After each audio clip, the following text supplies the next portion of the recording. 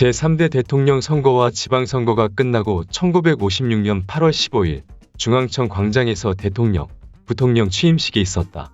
이 자리에는 부통령에 당선된 장면 부통령도 참석을 하게 되었다.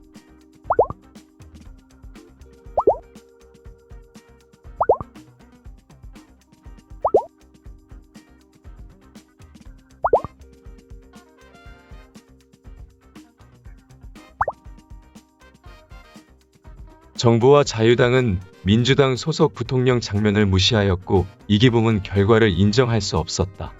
그래서 일부러 취임식에 부통령 자리를 따로 마련하지 않았고 취임식에서 부통령 당선 연설을 할 기회도 주지 않았다.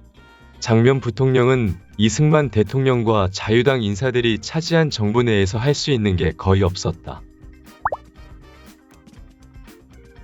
그런데 장면 부통령이 속해 있는 민주당도 그리 좋은 상황은 아니었다.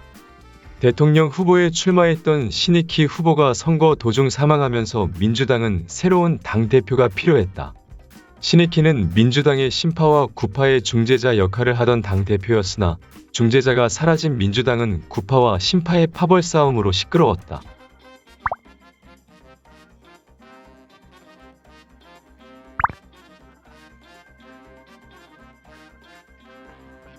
민주당은 1956년 9월 전당대회를 열고 새로운 당대표를 선출하기로 한다.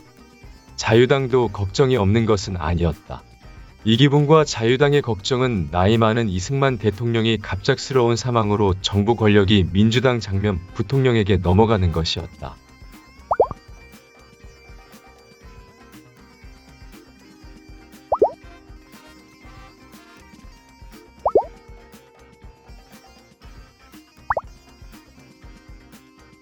자유당은 비밀리에 장면 부통령을 암살할 계획을 세웠고 민주당 전당대회 날에 맞추어 계획을 실행하기로 한다.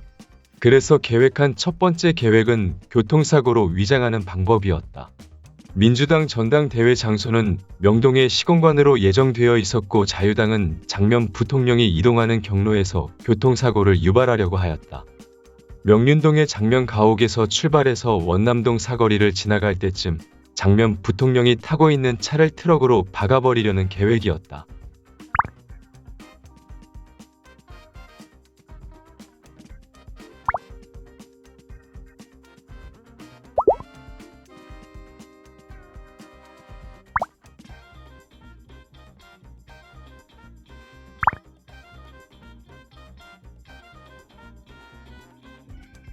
장면 부통령 암살 계획 소문은 민주당에도 알려지고 신파 인사들은 부통령의 전당대회 참석을 반대하였다.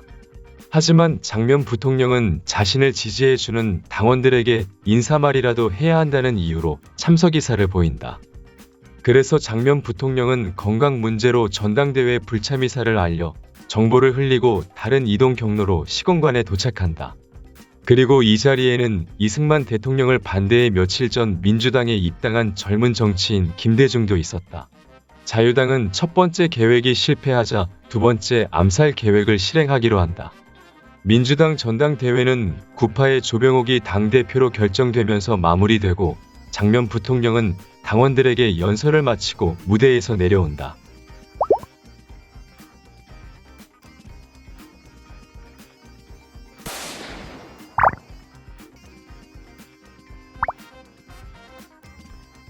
장면 부통령이 연설을 마치고 전당대회장을 떠나기 위해 문 밖으로 나가려는 순간 암살범이 권총을 발사한다. 총알은 장면 부통령의 왼쪽 손을 스쳐 지나갔고 암살범은 현장에서 잡힌다. 암살범은 조병옥 만세를 외쳐 자신을 민주당 구파의 지지자로 위장을 한다. 암살범은 현장에서 잡혀 경찰에 끌려갔고 장면 부통령은 병원에서 치료를 받고 집으로 돌아갔다. 이기붕은 부상당한 장면 부통령을 위로하기 위해 병문안을 간다.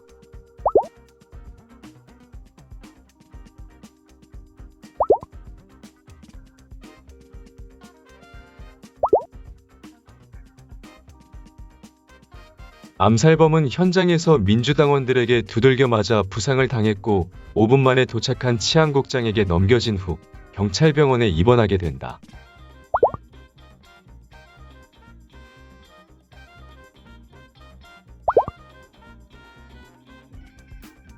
수사는 빠르게 진행되었고 다음 날 바로 수사 결과를 발표한다.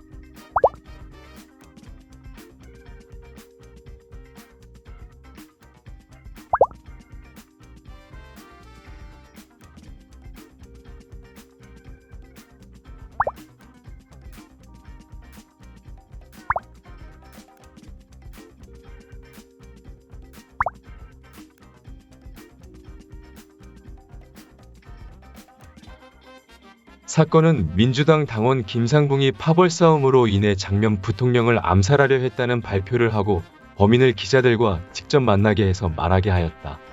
치안국장은 김상붕 몸에서 돌아가신 신익희의 사진과 동아일보 기자 신분증이 나왔다고 발표했지만 조작된 증거물이었다. 사건은 이기붕의 지시로 내무부 장관과 경찰 간부 몇 단계를 거쳐 아래로 지시가 내려졌고 마지막에 지시를 실행하게 된 인물이 김상붕이었다. 하지만 사건의 배후로 지역경찰서 간부까지만 체포되었다.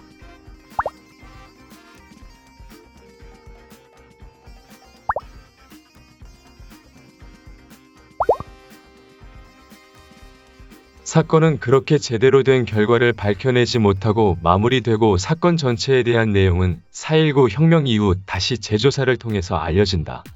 장면 저격 사건 이후 2달 뒤 자유당의 다른 부패 사건이 발생한다.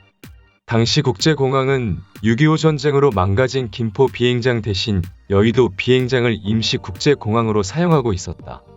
1956년 11월 9일 홍콩에서 미국인 청년이 이중 잠금으로 된 가방을 들고 들어온다.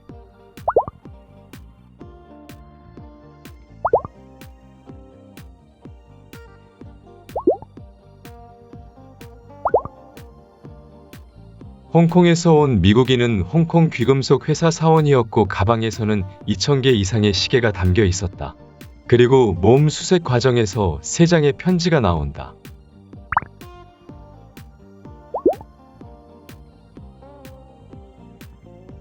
세 장의 편지는 프란시스코 장이라는 귀금속 회사 부장의 부탁으로 부장의 동생인 마카리오 장에게 보내는 한문 편지와 자유당 소속 국회부의장과 국회외무위원장에게 전달할 2장의 영문 편지였다.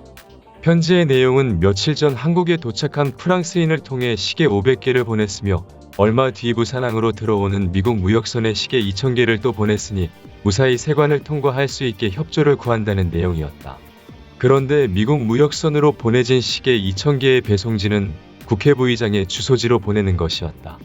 이 사건의 편지를 전달받기로 한 인물은 자유당 소속 황성수 국회부의장과 국회외무위원장인 박영출 의원이 관련되어 있었다. 국회부의장은 현재의 직급으로 보면 부총리급이며 국가이전 서열도 9위로 높은 직급이었고 박영출 의원은 종교인 출신 정치인으로 부통령 선거 당시 자유당 이기붕 부통령 후보의 선거 사무장을 했던 인물이었다. 사건은 한 달 전 1956년 10월 마닐라에서 열린 아세아 방공대회에 참석했던 국회부의장과 자유중국 상십절 경축식에 참석했던 국회외무위원장이 특별한 일정 없이 홍콩에서 최모 목사의 소개로 중국인 장씨 형제를 만나면서 시작된다. 중국인 장씨 형제는 두 의원을 만나 사업 제안을 한다.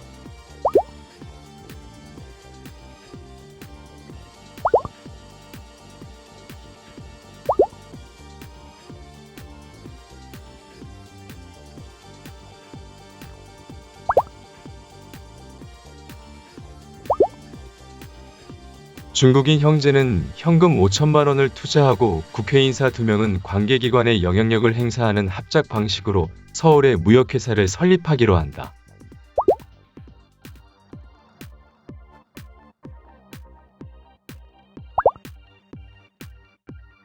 그리고 밀수 전과로 한국에 들어오기 어려웠던 마카리오 장의 입국 비자 문제도 해결해준다. 입국 문제가 해결되면서 1956년 10월 22일 동생인 마카리오 장과 국회외무위원장이 같이 입국을 한다.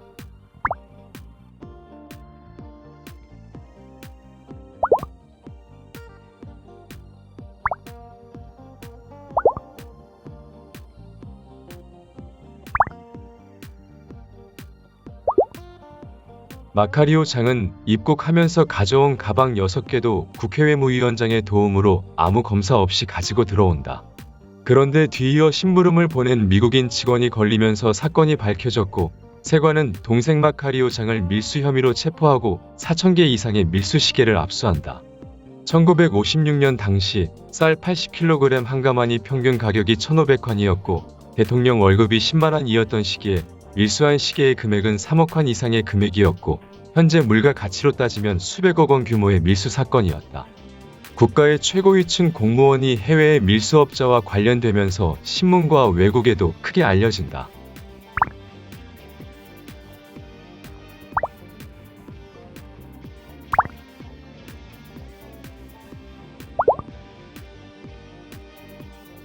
국회에서도 이 사건은 큰 사건이었고 시계 사건에 대한 조롱과 함께 국회의원을 사퇴해야 한다는 이야기도 나왔다.